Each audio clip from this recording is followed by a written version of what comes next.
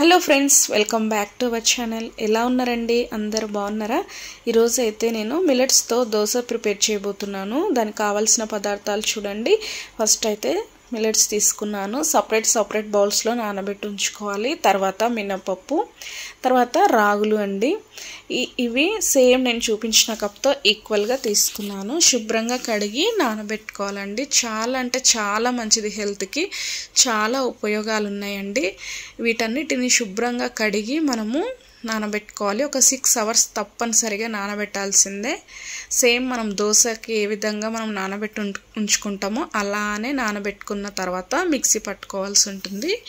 చూడండి, 6 hours తర్వాత వీటన్నిటిని కడుక్కోవాలండి. మళ్ళీ ఒక 2 times కడుక్కున్న తర్వాత మనము మెంతులు కూడా వేసుకున్నానండి. ఒక దాంట్లో మెంతులు కూడా వేసి నానబెట్టి ఉంచుకోవాలి.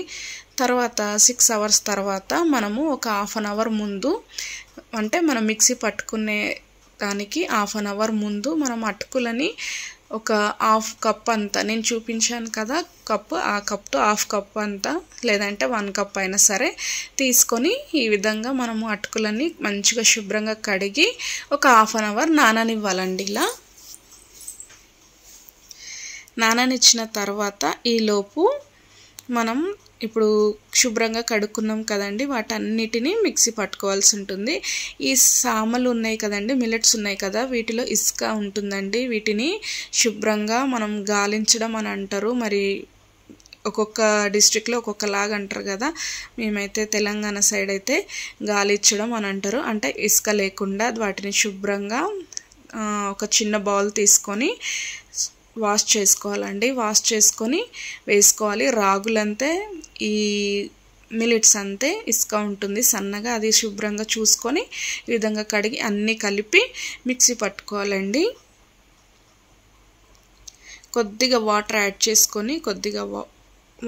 చేసుకున్న తర్వాత మిక్సీ పట్టుకోవాలి.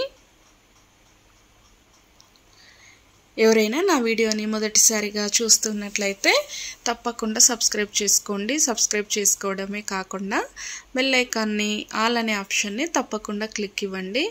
అప్పుడే నేను ఎప్పుడు వీడియోస్ అప్లోడ్ చేసినా ఫస్ట్ నోటిఫికేషన్ మీ వరకు వస్తుందన్నమాట.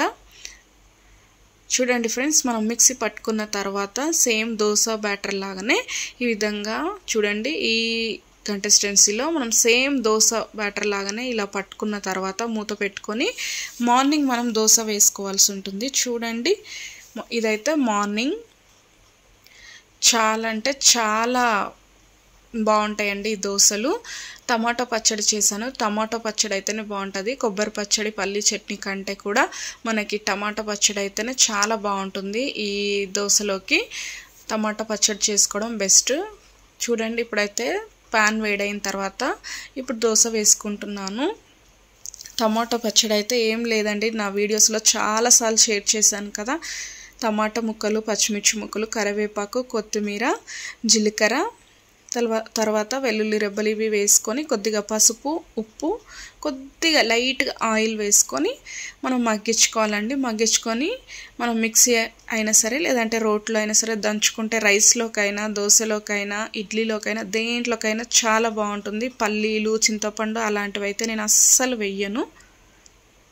చాలా అంటే చాలా బాగుంటుంది. ఆ పచ్చడి కూడా నాకు చాలా ఇష్టం. చూడండి, ఎంతో రుచికరమైన మిల్లెట్స్ దోశ అయితే రెడీ అయిపోయింది. తప్పకుండా ట్రై చేయండి.